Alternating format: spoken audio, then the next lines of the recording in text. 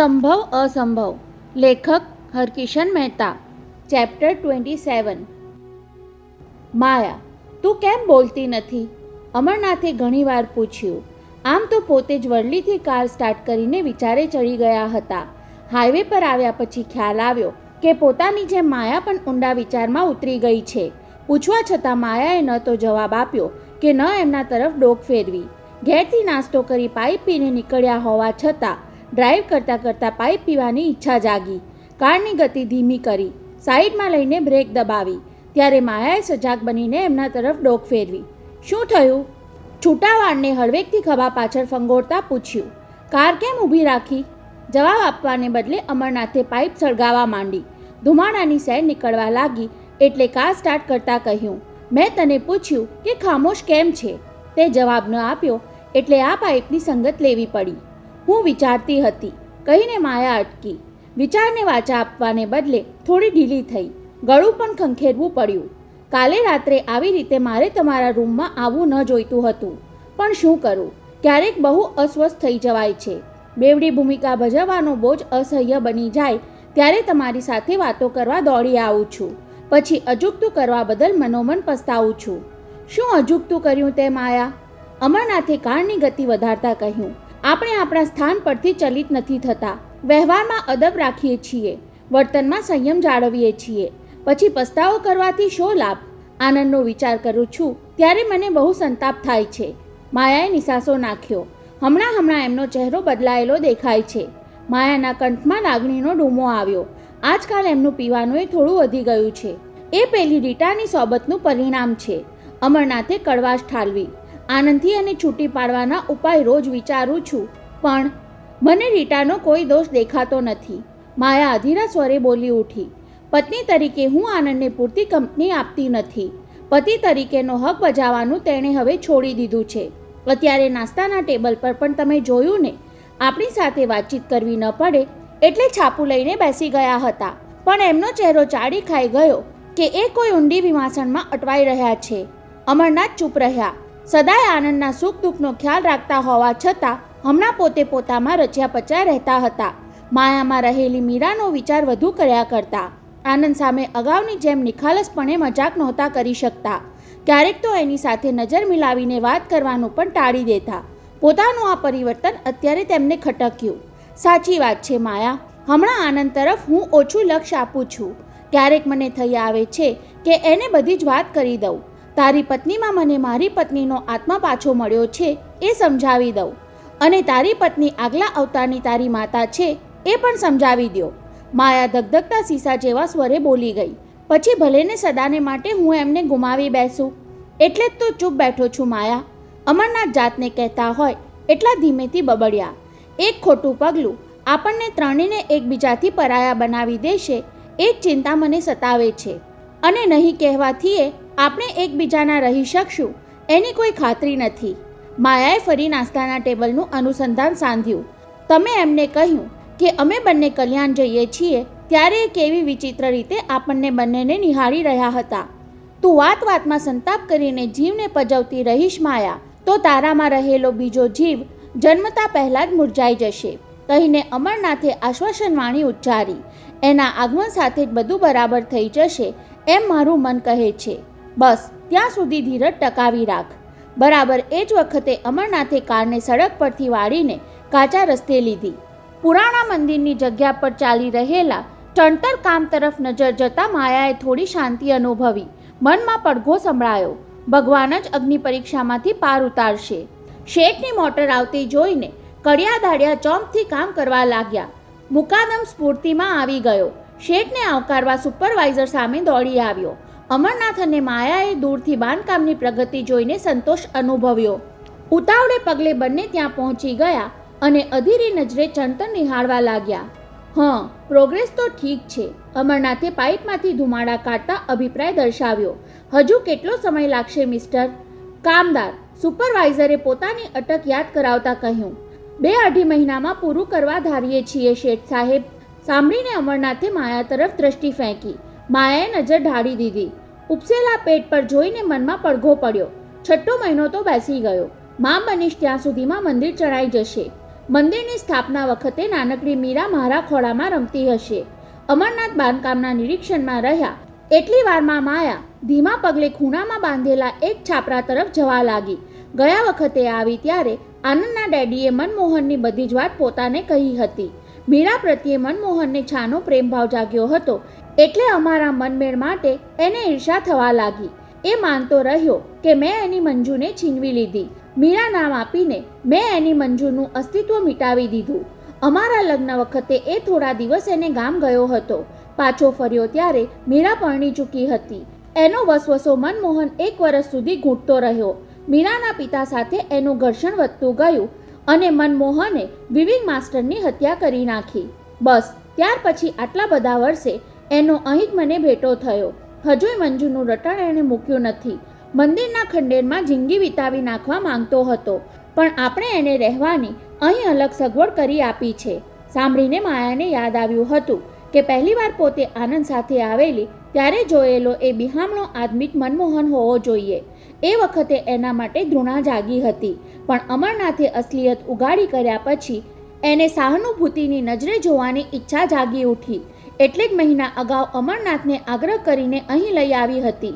હું એને બતાવીશ નહીં, દૂરથી જ એને જોઈ લઈશ. તમે કહેશો તો મોટરમાંથી નીચે નહીં ઉતરું.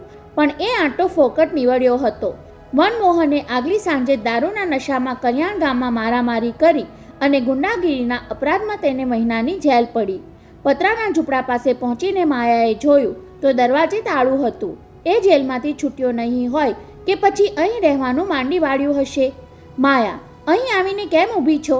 પાછળ આવીને ઊભેલા અમરનાથના અવાજે તેને ચોંકાવી. મનમોહનના ખબર જાણવા છે તારે? મેં તપાસ કરી લીધી. આજકાલમાં એ છૂટીને આવવાનો છે. હું વિચારતી હતી.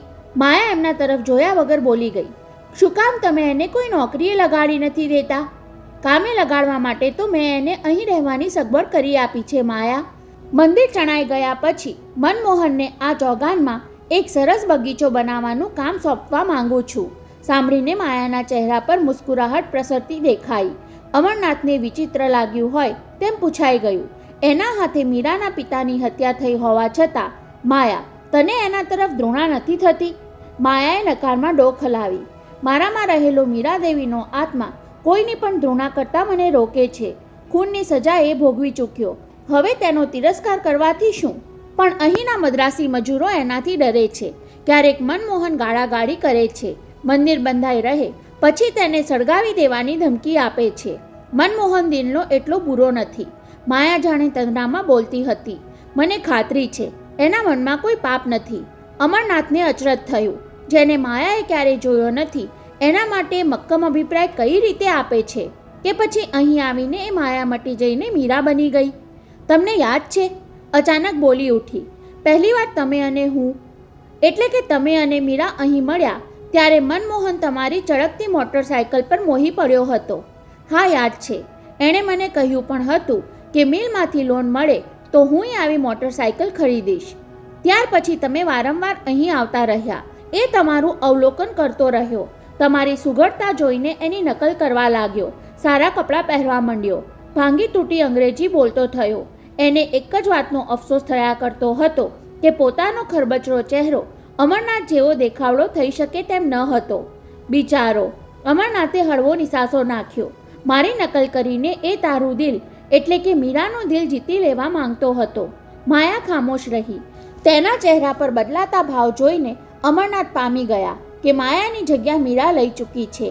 આવું બનતું ત્યારે માયાને 25 વર્ષ પહેલાંની મીરાની કોઈને કોઈ ઘટના સાંભળી આવતી. એનો અવાજ થોડો બદલાઈ જતો. બહુ ભણેલી માયાને બદલે ઓછું ભણેલી મીરાની જેમ એ બોલવા લાગતી.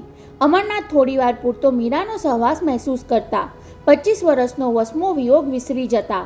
શેઠ સાહેબ, પેલો આવ્યો. દૂરથી મુકાદમનો ભયભીત સાથ સાંભળીને અમરનાથે ડોક ફેરવી. ડોલતી ચાલે કાંઈક બબડાટ કરતો મનમોહન આવતો દેખાયો.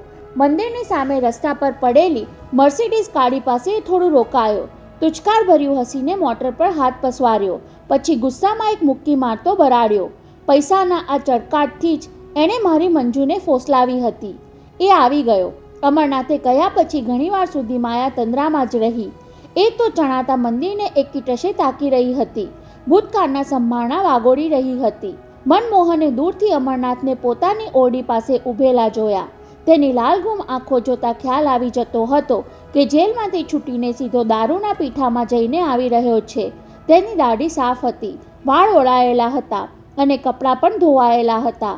આગળ વધવું કે નહીં એની વિમાસણમાં એ થોડીવાર તેની મોટી બિહામણી આંખોથી અમરનાથને તાકતો રહ્યો હતો. પછી જમીન પર પગ પછાડી એ આગળ વધ્યો. નજીક આવતો ગયો તેમ તેમ એના ક્રોધનો ફૂફાડો વધતો ગયો. છતાં અમરનાથ સ્વસ્થપણે મક્કમ પગે પોતાના સ્થાન પર ઊભા રહ્યા. કેમ શેઠિયા, મને બીજી વાર જેલમાં ધકેલીને માની લીધું કે મારાથી છુટકારો મળી ગયો? તેના કરડા અવાજે માયાને થોડી સજાગ કરી, છતાં એ હલી ચલી શકી નહીં. તેને જોવામાં તલ્લીન બની ગઈ. મનમોહન, તારી નબળાઈનો દોષ બીજા પર નાખવાની આદત છોડી દે. અમરનાથે થોડી સખ્તાઈ વાપરીને નરમાશથી ઉમેર્યું. તને અહીં રહેવાની સગવડ કરી આપી, આ જગ્યાનું ધ્યાન રાખવા માટે ખાધા ખોરાકીની જોગવાઈ કરી દીધી, છતાં ગુંડાગીરી છોડતો નથી અને જેલમાં જવા માટે મને દોષ શું કામ દે છે? પણ મનમોહને એમના બોલવા પર લક્ષ્ય આપવાને બદલે માયા પર ધ્યાન પરોવ્યું. એક જુવાન સ્ત્રી પોતાને ધારી ધારીને જોઈ રહી હતી, છતાં તેની આંખોમાં તિરસ્કાર ન હતો. એ મનમોહનને ભારે વિચિત્ર લાગ્યું. ધીમે ધીમે મહેસૂસ કર્યું કે એ સ્ત્રીની વેધક દ્રષ્ટિ પોતાને વિંધી રહી છે, પોતાનો ખુન્નસ ઓગાળી રહી છે. એટલે ઝડપે તેણે આંખ ફેરવી લીધી. અમરનાથ પર નજર માંડતા ફરી તેનું જનૂન ઘૂંટાવા લાગ્યું. જડબા ભીસાવા લાગ્યા. મારો રસ્તો રોકીને કેમ ઊભો છે શેઠિયા? બોલતો એ 2 ડગલા આગળ વધ્યો. હોઠ કરડીને તુમાકી ભર્યું હસતો બોલ્યો, જો કે આ રસ્તો પણ તમે તમારો જ કરી લીધો છે. પૈસાથી તમે બધું જ ખરીદી શકો છો, કોઈની પ્રેમિકા અને પરમેશ્વરનું મંદિર પણ. તું પીને આવ્યો છે મનમોહન, કહેતા અમરનાથ વચ્ચેથી હટી ગયા. જા અંદર જઈને સૂઈ જા. નશો ઉતરી જાય પછી તારે જે કહેવું હોય તે સાંભળવા તૈયાર છું. હવે મનમોહનનો પિત્તો ઉછળ્યો. પોતાને એક સ્ત્રી સામે આ માણસે દારૂડિયો કહ્યો. પેલીની આંખોમાં મારા માટે હમદર્દી છે એ પણ આ શેઠિયાથી જીરવાયું નહીં. તેણે દાંત ભીસ્યા, આજુબાજુ નજર દોડાવી અને છલાંગ મારીને થોડે દૂર પડેલી જમીન ખોદવાની કોદાળી કબજે કરી લીધી. દૂર કામ કરતા મજૂરો સ્તબ્ધ બનીને જોતા રહ્યા. માયા સજાગ બનીને થથરી ઉઠી.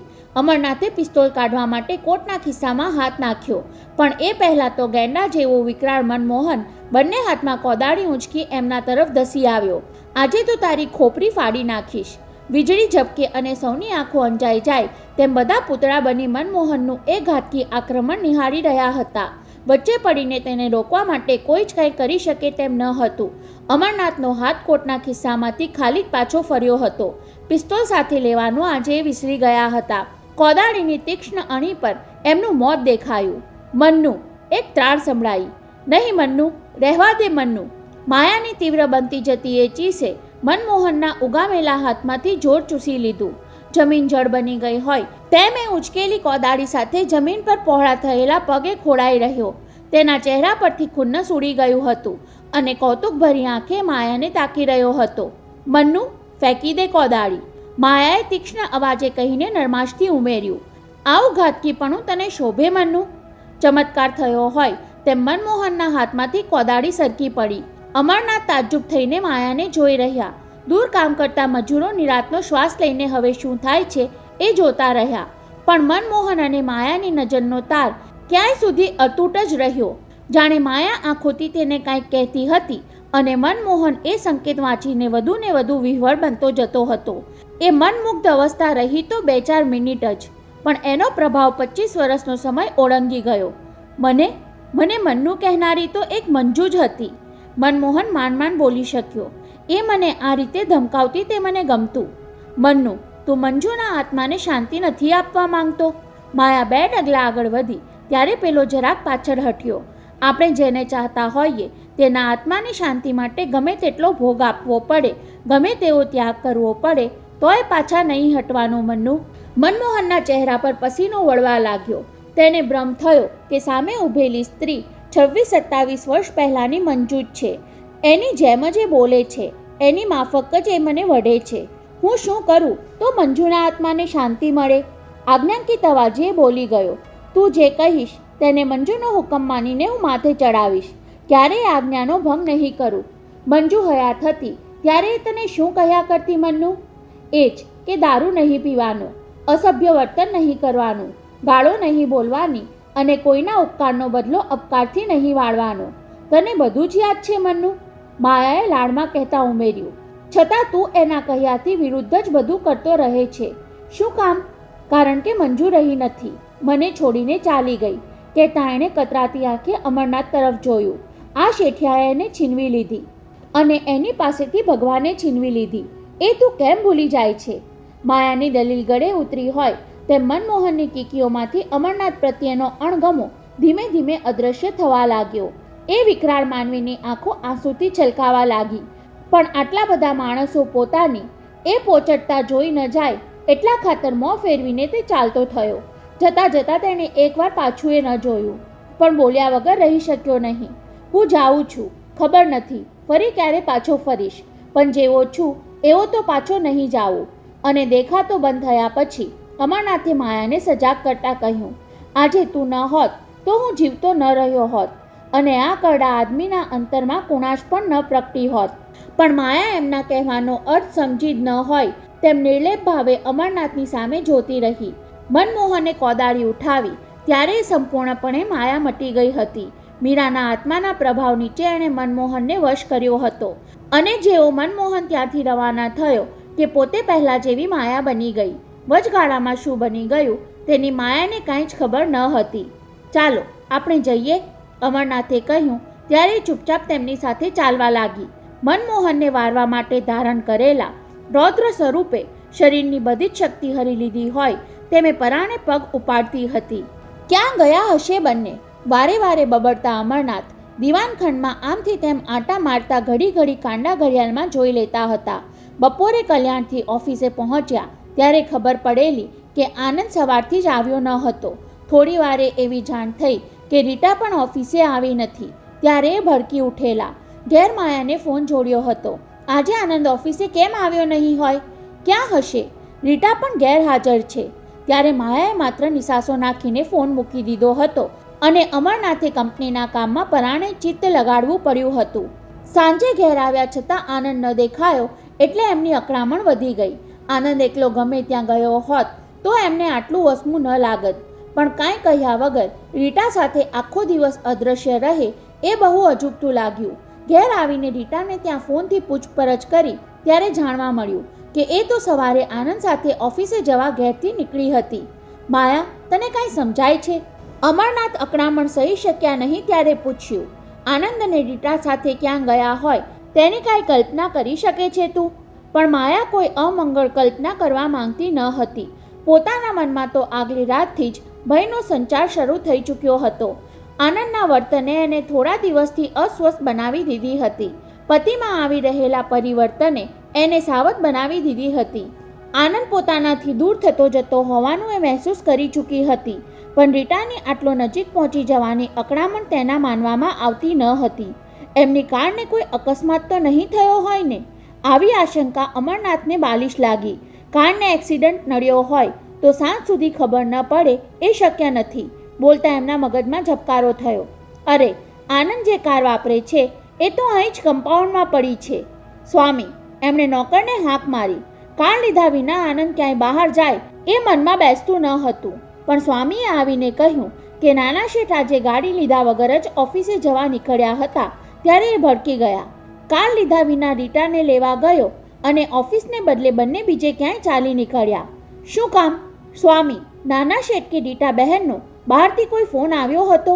નહીં જી, કંપનીમાંથી કોઈનો ફોન આવ્યો હતો કે આજે મોટા નાના બંને શેઠ આવ્યા નથી, એટલે ઘેર તો બધું કુશળ છે ને. એ સિવાય કોઈનો ફોન આવ્યો ન હતો. ત્યાં જ ફોનની ઘંટડી રણકી. અધીરાય ભેર અમરનાથે ફોન લીધો. માયાની ગરદન આતુરતાથી ટટ્ટાર થઈ, પણ તરત જ સમજાઈ ગયું કે રીટાની પૂછપરછ માટે ડૉક્ટર અંકલે ફોન કર્યો હતો. નહીં દેવદત્ત, આનંદ પણ ઘેર આવ્યો નથી. કોને ખબર સવારથી બંને ક્યાં નીકળી ગયા? અમરનાથ સહેજ રોષમાં બોલી ગયા, પણ સામેથી ડૉક્ટરે આદત મુજબ કાંઈક મજાક કરી ત્યારે એમણે એવી ઢબે બોલવું પડ્યું. હું ક્યાં કહું છું કે તારી ભત્રીજી મારા દીકરાને ભગાડી ગઈ. જાણું છું કે બંને સમજદાર છે, જવાબદારી સમજે એટલા પુખ્ત અને પરિપક્વ છે, પણ આમ ચિંતા કરાવે તો ગુસ્સો તો આવે જ ને. ફોન મૂકતા પહેલાં અમરનાથ પૂછ્યા વિના રહી શક્યા નહીં. દેવદત્ત, વચ્ચે રીટા 2 દિવસ ઓફિસે એબસેન્ટ રહી હતી. હમણાં તેનું વર્તન મને બદલાતું દેખાય છે. તારી સાથે એણે વાતચીત કરી છે ખરી? પણ ડૉક્ટરનો જવાબ આદત મુજબનો જ મળ્યો. બીજાના હૃદયની ઉપાધિ કર્યા કરું છું, તેમાં રીટા કે તારી ભાભીનું તો ઠીક, મારું હૃદય ચાલે છે કે નહીં એ ક્યારેક ભૂલી જાઉં છું. અમરનાથે પરાણે હસીને રિસીવર મૂકી દેવું પડ્યું. નોકર સ્વામીએ આવીને ડિનર માટે પૂછ્યું ત્યારે એમણે માયા સામે જોયું. ઉદાસ આંખે માયા એટલું જ બોલી, કલાક રાહ જોઈએ. સાંજના શોમાં ફિલ્મ જોવા ગયા હશે તો 9:15 9:30 જરૂર આવી જશે. પણ માયાનું એ અનુમાન ઠગારું નીવડ્યું. 9:45 સુધી આનંદ પાછો ફર્યો નહીં ત્યારે માયાથી નિશ્વાસ નંખાઈ ગયો. હવે ધીરજ ખૂટી જવા આવી. ઘરમાં બેસીને રાહ જોયા કરવાને બદલે આપણે બહાર તપાસ માટે નીકળવું જોઈએ. બહાર જઈને શું આપણે બધાને એમ પૂછતા ફરીશું કે અમારા આનંદને તમે કોઈએ જોયો છે? અમરનાથ રોષ ઉછાળતા બોલ્યા, માયા, ધીસ ઇઝ ટુ મચ. મને તો પેલી રીટાનું જ કાવતરું કળાય છે. રાહ જોવાનું માંડી વાળીને અમરનાથ જમવા બેસી જવાનું વિચારતા હતા ત્યાં જ ફોન રણક્યો. બંનેની નજર એક સરખી ચમકી ઉઠી. માયાના મુખેથી તો ઉદ્ગાર પણ સરી પડ્યો, એમનો જ ફોન. અને અમરનાથ ધબકતા હૈયે ફોન તરફ ધસી ગયા. ધ્રુજતા હાથે રિસીવર ઊંચક્યું. થડકતા અવાજે હલ્લો કહ્યું. પડવાર માટે સામેથી કોઈ જ અવાજ સંભળાયો નહીં એટલે અધીરાઈભેર ઊંચા અવાજે એમણે પૂછ્યું, હલો હલો, કોણ બોલે છે? આનંદ. લાગણી શૂન્ય અવાજે ઉચ્ચારાયેલ એ એક શબ્દે અમરનાથના ચિત્તમાં ચેતનાનો સળવળાટ પ્રસરાવી દીધો. આનંદ, ક્યાં હતો આખો દિવસ? પહેલો તો ધૂંધવાતો ગુસ્સો ઉછળી આવ્યો, પણ નજીક આવી પહોંચેલી માયાએ ખભા પર હાથ મૂકીને એમને સંકેતથી વાર્યા એટલે તરત જ લાગણીના રણકા સાથે બોલી ઉઠ્યા, અમે જમવા માટે તારી રાહ જોતા બેઠા છીએ. ક્યાં છો તું? બહુ દૂર. એ બે શબ્દો અમરનાથને કાળજે ઉજરડો કરી ગયા. બહુ દૂર એટલે ક્યાં? એની જો તમને જાણ થવા દેવી હોત તો ઘેરથી કહીને જ નીકળ્યો હોત ને. કહેતાએ અટકી ગયો. અમરનાથને ફટકો પડ્યો. હમણાં સામેથી ફોન કપાઈ જશે. ઘૂંટાતા શ્વાસે પૂછ્યું, પણ આનંદ, ડેડી સાથે આવી રીતે તું ક્યારેય વર્ત્યો નથી અને મારા ડેડી પણ અગાઉ કોઈ વાર આવી રીતે વર્ત્યા ન હતા. વોટ ડુ યુ મીન આનંદ? હવે એ બધું કહેવાનો કોઈ જ અર્થ નથી. આનંદનો સ્વર ધ્રુજતો હતો. એના શબ્દોમાં વેદના નીતરતી હતી. આપણો સંબંધ ખતમ થઈ ગયો. સાંભળીને હેપતાઈ ગયા અમરનાથ. શું બોલવું એની સમજ ન પડી. તું શું કહેવા માંગે છે આનંદ? ઘેર આવીને રૂબરૂ વાત કર તો કાંઈક સમજાય. ઘર. આનંદના અવાજમાં કટુતા વર્તાઈ. ઘર તમારું છે અને તમે બંને સુખેથી રહો. ત્યારે અમરનાથના સમગ્ર શરીરમાં ધારદાર કંપારી છૂટી ગઈ. પ્લીઝ આનંદ, ફોન મૂકી દેતો નહીં. હું માયાને આપું છું. નહીં, આનંદે એટલા ઊંચા અવાજે કહ્યું કે પાસે ઊભેલી માયાએ પણ સાંભળ્યું. મારે એને કાંઈ જ કહેવું નથી. બસ એટલું સાંભળી લો કે મારી શોધ કરવાનો કોઈ પ્રયાસ કરતા નહીં. છાપામાં જાહેરાત આપવાની કે પોલીસ ચોકીમાં ફરિયાદ નોંધાવવાની મૂર્ખાઈ તો તમે નહીં જ કરો. શબ્દે શબ્દે અમરનાથનું હૈયું વિંધાતું જતું હતું. અસહ્ય લાગતું હોવા છતાં એ સાંભળતા જતા હતા. રીટા મારી સાથે જ છે, પણ મન ફાવતી અટકળ કરી બેસતા નહીં. જે સંસ્કાર અને સભ્યતા તમે ચૂકી ગયા, જે મર્યાદા તમે ઓળંગી ગયા, એવું કાંઈ જ આ આનંદ નહીં કરે. પણ આનંદ શું કરશે, શું નહીં કરે એની ચિંતા કરવાની હવે તમારે શી જરૂર છે? Please please. અમરનાથ વચ્ચે બોલવા ગયા ત્યાં આનંદે good night and goodbye forever કહીને રિસીવર મૂકી દીધું. અમરનાથની આંખોમાંથી પિતાનું વાત્સલ્ય વરસવા લાગ્યું, પણ માયા તો રડીએ શકી નહીં. ગુડ બાય ફોર એવર શબ્દોએ અમરનાથનું હૈયું પીખી નાખ્યું. આમ કેમ બની ગયું એ સમજાતું ન હતું. હવે શું કરવું એ સૂચતું ન હતું.